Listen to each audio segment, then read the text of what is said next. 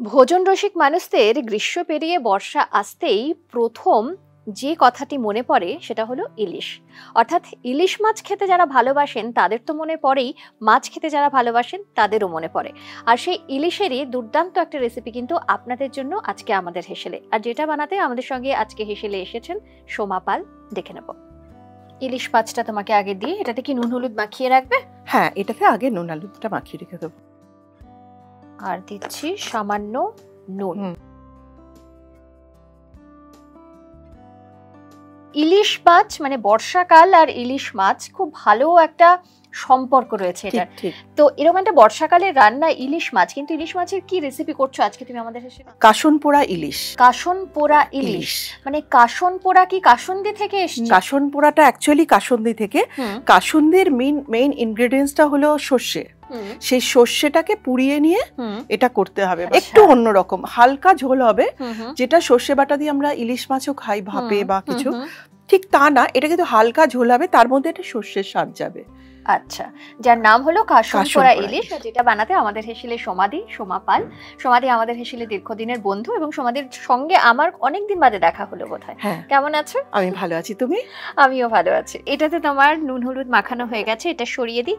এবারে তুমি কি করছো বলো? এবার আমার মেইন কাজ, যেটা কাসন পোড়া কথাটা এসছে, সর্ষেটাকে আমার পোড়াতে হবে, পোড়াতে হবে, রোস্ট করতে হবে। মেইন হচ্ছে রোস্ট আর কি।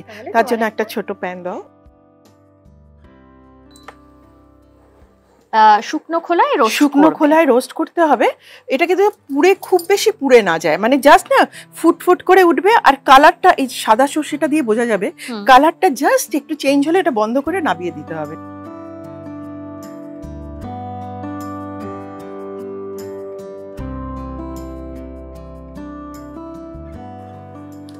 মিডিয়াম ফ্লেমে এটা ভাজলে ভালো হয়। আচ্ছা, যাতে পুড়ে না যায় সেটা খেয়ালটা রাখতে হবে। কারণ আওয়াজটার কানে একটু আওয়াজটা রাখতে হবে। যখনই দেখবে যে ফুটতে শুরু করেছে, ওটাকে আস্তে আস্তে কমিয়ে দেবে। একটু কমিয়ে দাও। এই যে সুন্দর একটা গন্ধ আসছে, এখান থেকে। আচ্ছা, শুধু কালো সর্ষে দিয়েও এটা করা যাবে, শুধু সাদা সর্ষে দিয়েও করা যাবে। আমি দু রকমের নিয়েছি, কারণ কালো সর্ষে একটু বলে ঝাঁঝটা বেশি হয়, আর সাদা সর্ষে এই দেখো ফুটতে আরম্ভ করেছে। এই অবস্থায় আমি অফ করে এবার এই গরমটাতেই আমি এটাকে নাড়তে থাকি, তাহলে বাকিটুকু রোস্ট হয়ে যাবে গরমে। কারণ সর্ষের মধ্যে না এমনিতেই একটা তেতো টাইপের একটু আসে, আর সেটা যদি এবার পুড়ে যায় তখন হয়তো তেতোটা একটু বেড়ে যেতে পারে। সেই জন্যই সাবধানতা অবলম্বন জাস্ট করতে হবে। এটা দেখেছো অলরেডি সাদা সর্ষেগুলো একটু ব্রাউন হয়ে গেছে। এই কারণেই নামটা কাসন পোড়া। আচ্ছা, কাসন্দি থেকেই কাসন এসছে, মানে অ্যাকচুয়ালি শর্ট ফর্মে আমরা কিন্তু এখনো কাসন্দিকে কাসনই বলি, একটু কাসন দিয়ে দাও। আচ্ছা, এবং সেটাকে মানে সর্ষেটাকে পুড়িয়ে যেহেতু করা হচ্ছে, নামটা এইভাবেই রাখা হচ্ছে। এই দেখো এখন অনেকটা ব্রাউন হয়ে গেছে, দেখেছো এটা? আচ্ছা, এবার এটাকে আমি হামল দিস্তায় করব, মিক্সিতে দেব না, এটা আগে ঢেলে নিই। এটাতে দিয়ে দাও, এখান থেকে আমি এটা হামল দিস্তায় নিয়ে করে দিচ্ছি। এবার কি করবে বলো? এবার আমি বেগুনটা কেটে নিই। ঠিক আছে, বেগুন কি ভাজতে হবে? বেগুনটাকে ভাজবো আমি কড়াইতে। এবার আমার মেইন রান্নাটা শুরু হয়ে গেল। বেগুনটা কাটবো, বসিয়ে দিয়ে কড়াইটা বসিয়ে দিয়ে তেলটা, বেগুনটা কাটি, আর বড়িটাও ভাজবো। সবকিছু আলাদা করে ভেজে আমি তুলে নেব।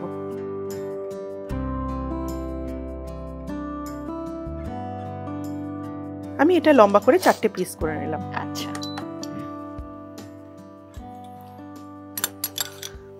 তেল দিয়ে দেবো? হ্যাঁ, তেল দিয়ে দাও।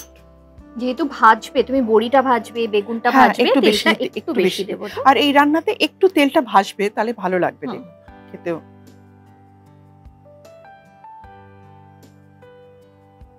মোটামুটি 3 টেবিলস্পুন মতন তেল তুমি দিলে এটাতে। তেলটা গরম হোক। ইলিশ মাছ ভাজা ছাড়া, ভাজা যেমন এমনি খেতে খুব ভালো লাগে, বাকি সমস্ত রেসিপি ভাতের সঙ্গে খাওয়ার, সমস্ত মানে ইলিশ মাছ ভাজা বলো বা ইলিশ মাছের, অ্যাকচুয়ালি যারা ভাত খায় না তারা কিন্তু ইলিশ মাছ হলেও না বলে আমি আজকে দুটো ভাত খাবো, এরকম। ঠিক, বাহ, এটা রোস্ট করার জন্য না বেশ তাড়াতাড়ি হয়ে যাচ্ছে। একটু ঘুরিয়ে ওটার মধ্যেই না করে দিলে পরে জিনিসটা। আমি বেগুনটা দিয়ে দিলাম। আগে বেগুন দেবে না আগে বড়ি করবে? আচ্ছা, বড়িটা করি ততক্ষণ। আচ্ছা ধরো কারো কাছে হাতে সময় নেই, সে হামানদিস্তায় করতে পারছে না, তাহলে মিক্সিতে একবার একটু ঘুরিয়ে নিলে হবে? জাস্ট খুব অল্প অল্প ঘুরিয়ে নিলে হয় না, অনেকের কাছে হাতে সময় নেই যে ধরো এটা নিয়ে করবে। আর এই মশলাটা না একবার যদি কেউ, এখন তো এই বর্ষাকালে ইলিশ সকলের কাছেই হবে, আগেও করে রাখলে হবে। এটা যে এখনই ফ্রেশ স্টোর করে জাস্ট করে আগের দিনই হয়তো একটু সময় কখনো পেলাম, পরের দিন প্ল্যান আছে এটা করার, তো জাস্ট একটু করে কোনো এয়ারটাইট কন্টেনারে রেখে দিল। মাছটা কি কাঁচাই করবে না মাছটা ভাজবো? মাছটা শেষে ততক্ষণ এটা থাক আর কি, ম্যারিনেট করা থাক। আর কেউ যদি বড়ি বা বেগুন দিয়ে করবে না মনে করে, সেক্ষেত্রে সেটা না করলেও হবে। তাহলে ডাইরেক্টলি মানে মাছটাই ভেজে বাকি প্রসিডিওরটা একই রকম করে দিলে হবে। হয়তো মনে হলে যে আর বেগুন বা নেই বাড়িতে বা বড়ি নেই, কিন্তু একটু ইলিশ মাছ আছে, একটুখানি করি। আর এই মাছটা না যে সবসময় আমরা কি হয় বড় মাছই দরকার হয় তা কিন্তু না, ছোট মাছ দিয়েও করা যায়। ইনফ্যাক্ট আমি আজকে ছোট মাছ দিয়েই দেখাচ্ছি, কারণ বাজারে তো সবসময় বড় মাছ অ্যাভেলেবেল থাকে না। ঠিক।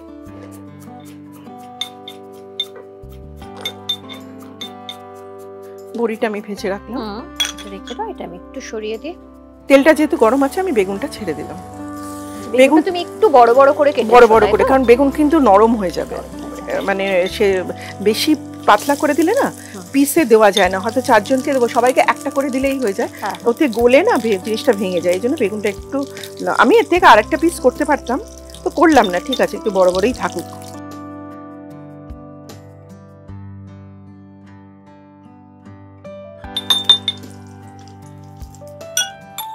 একটু দেখো তো। হ্যাঁ হ্যাঁ, একদম ঠিক আছে, একদম ঠিক আছে। আর করব না তো? না না না, এরকমই আধ ভাঙা মতন হয়ে যাবে। কেউ যদি চায় এটা মিক্সিতে করতে পারে, খুব অল্প, জাস্ট একবার দুবার চালিয়ে, একদম মিহি করে গুঁড়ো করবে না। না, খুব মিহি করলে না জিনিসটা একটু মুখে লাগলে ভালো লাগে আর কি। বেগুনটাও জাস্ট একটু রং ধরলে পরেই হয়ে যাবে, কারণ এটা তো সেদ্ধ হবে, ভাজা তো না। জাস্ট একটু রং ধরলেই, এই যে যেমনি একটু একটা সাইড হয়ে গেছে, আমি একটু ঘুরিয়ে দিলাম, আরেকটা সাইড করে নামিয়ে রাখবো। এই বেগুনের জায়গায় কেউ যদি কুমড়ো চায়, কুমড়োও দিতে পারে। ইলিশের সাথে কুমড়োটাও খুব ভালো যায়, খুব ভালো যায়। এমনিও বাড়িতে অনেক সময় আমরা যে ছোট মাছটা চলে পড়ে, কুমড়ো দিয়ে হালকা ঝোল যে করি, সেরকম বেগুন দিয়েও করে অনেকে কুমড়ো। অনেকে আবার বেগুনে অ্যালার্জি থাকে, তো ওই জন্য বাদ দিয়ে এটা কুমড়োটাও দিতে পারে। আবার কিছু না দিলেও, যেটা বললাম, এবার তুমি আরেকটু তেল দাও, কারণ মাছটা ভাজতে একটু তেল লাগবে। বেগুনে একটু তেল টেনে নেয় তো, ব্যাস ঠিক আছে। তেলটা একটু গরম হোক, তারপরে আমি মাছটা দিয়ে, এবারে একটা বাটিতে তুমি একটু হলুদ গুলে রাখতে হবে। আচ্ছা, তুমি এই বাটিটা দিয়ে দাও, আমি এতটাই করে দিচ্ছি। দেখো এতটা, হ্যাঁ থাক, এতটাই থাক।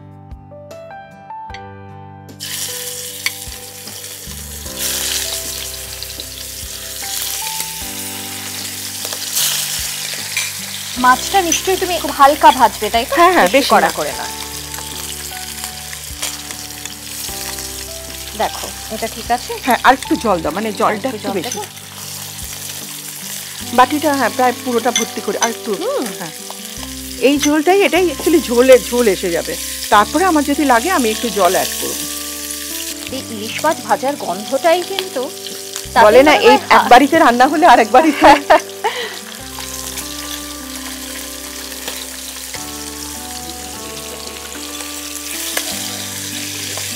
মাছটা প্রায় ভাজা হয়ে গেছে, কিন্তু বেশি ভাজার দরকার নেই। না, ইলিশ মাছ তো বেশি ভাজতেও হয় না, আর কাঁচাও খেতে খুব ভালো লাগে।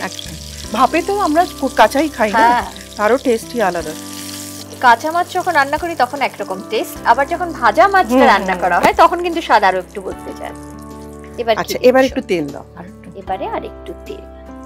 এবার মেইন যে রান্নাটা, সবকিছু জোগাড়টা হয়ে গেল, এবার মেইন রান্নাতে চলে আসছে। ব্যাস ঠিক আছে, ঠিক আছে। বাড়িয়ে দিই, গরম হোক। ফোড়নে কি দিচ্ছ? কাঁচা লঙ্কা আর কালো জিরে। লঙ্কাটা যার যার রকম স্বাদ অনুযায়ী দেবে। আমি 3টে লঙ্কা দিলাম।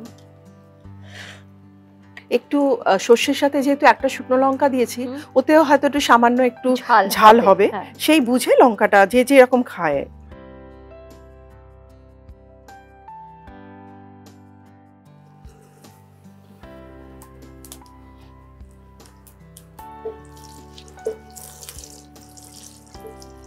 মোটামুটি লঙ্কাটা ফুটছে, এবার আমাকে এই হলুদ জলটা ঢেলে দিতে হবে। হ্যাঁ, ঢেলে দাও।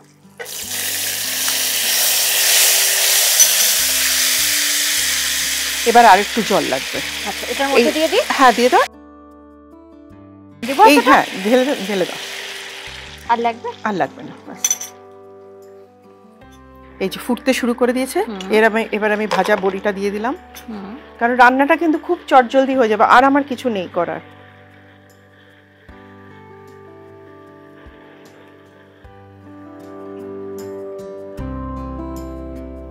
আচ্ছা, একবারে সবটাই দিয়ে দিচ্ছি? সব আর কিছু, এগুলো তো সব অলরেডি হাফ কুকড আছে।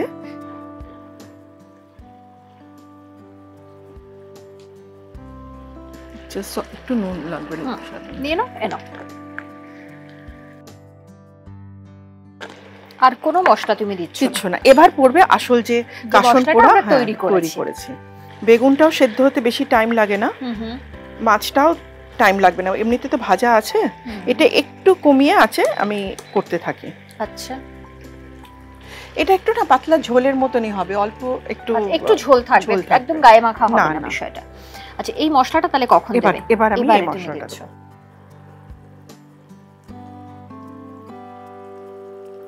2 চামচ 1.5 চামচের মতো দিলাম। এটা তুমি 4 পিস ছোট মাছের জন্য দিলে, ছোট মাছের যারা ঝোলের উপরে। এবার ব্যাপারটা কি হয় আমি বলছি, এই সর্ষেটা না একটু প্রথমে গরম অবস্থাতে একটু স্লাইট তেতো লাগবে, সেটা কিন্তু ঠান্ডা হলে এটা কিন্তু সর্ষে বাটা ভাপেও করলেও আমরা যখন বাটি একটা স্লাইড গরম অবস্থা যতটা সেটা পরে আবার কমে যায়।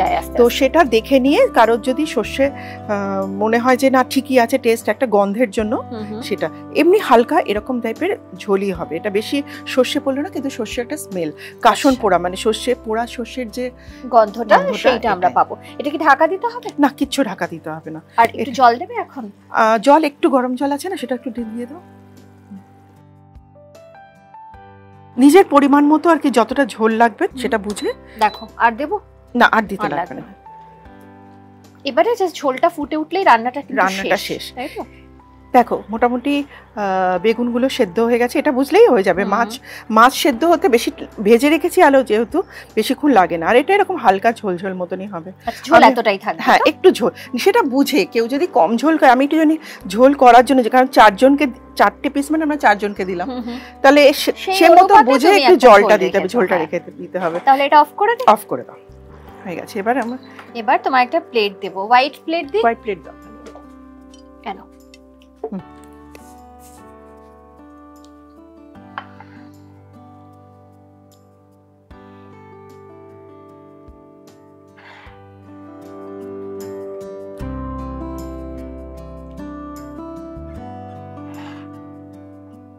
এখানে বেগুনের পরিবর্তে কুমড়ো দেওয়া যেতে পারে, বা বেগুন আর বড়ি বাদ দিয়েও একই রেসিপি করা যেতে পারে, কোনো কিছু ছাড়াই। শুধু জাস্ট হালকা ঝোল যেটা করি, একটু লাস্টে এই কাসন পোড়াটা দিয়ে দিতে হবে।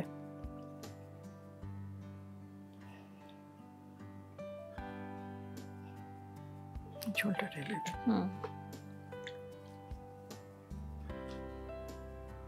বাস, তৈরি কাসন পোড়া ইলিশ। ইলিশ মানেই মানে বর্ষাকাল মানেই ইলিশ সেটা নয়, ইলিশ সবসময় ভালো, তবে এই সময় টেস্টটা অন্য রকম ভালো থাকে, যে কোনো জিনিসই খেতে ভালো হয়। তো এই বর্ষাকাল মানে যেহেতু ইলিশের তো অনেক রকম রেসিপি আপনাদের বাড়িতে হয়। একবার কাসন পোড়া ইলিশ যারা এখনো পর্যন্ত খাননি তারা কিন্তু একবার খেয়ে দেখতে পারেন। আমাদের তো রান্না শেষ, আমরা একটু খেয়ে দেখি। চলো।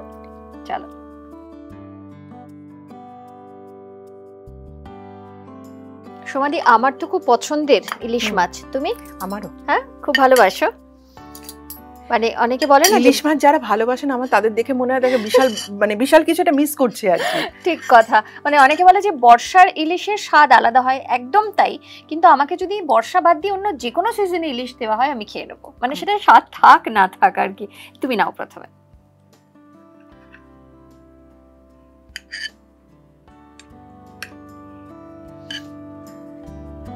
আমি আপাতত একটু ভেঙে নিই।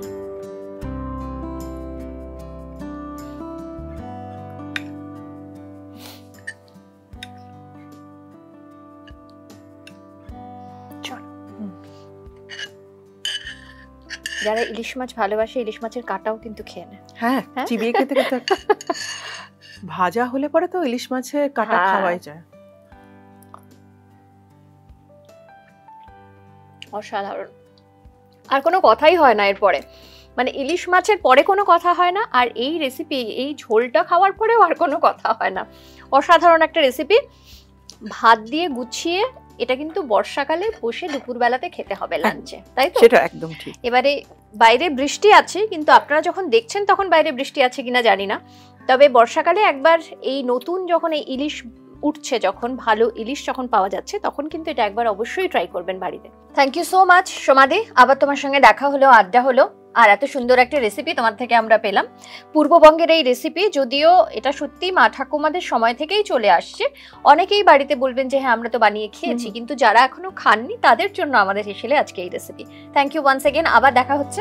আর বাড়িতে কিন্তু অবশ্যই ট্রাই করবেন আজকের এই রেসিপি। আজকের এই ভিডিওটি কেমন লাগলো সেটাও কিন্তু জানাতে ভুলবেন না। আর যারা অলরেডি এই রেসিপি অর্থাৎ এই কাশনপোড়া ইলিশ বাড়িতে খেয়েছেন তারা তো জানেনই এটার কি স্বাদ, যারা খাননি তারা খাওয়ার পর কিন্তু একবার জানাবেন আপনাদের কেমন লাগলো। এভাবেই সঙ্গে থাকবেন, আর সঙ্গে থাকার পাশাপাশি আমাদের ইউটিউব চ্যানেল সেটা সাবস্ক্রাইব করতে ভুলবেন না। এছাড়া রয়েছে ফেসবুক পেজ, ইনস্টা পেজ, এটা অবশ্যই ফলো করবেন, কারণ বিভিন্ন দেশের বিভিন্ন জায়গার নানান ধরনের রান্না কিন্তু আপনাদের জন্য আমাদের হেসেলে থাকে, তাই এভাবেই সঙ্গে থাকবেন।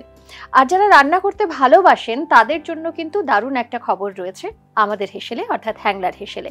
রন্ধনে বন্ধনে সরাসরি অডিশনের সুযোগ পাবেন হ্যাংলা হেসেলের মাসিক রান্নার প্রতিযোগিতার প্রথম সেরা 10 প্রতিযোগী। তাহলে আর দেরি কেন, বিস্তারিত জানতে যোগাযোগ করুন 8017125297 এই নম্বরে। আর এভাবেই সঙ্গে থাকুন, ভালো থাকুন, নমস্কার।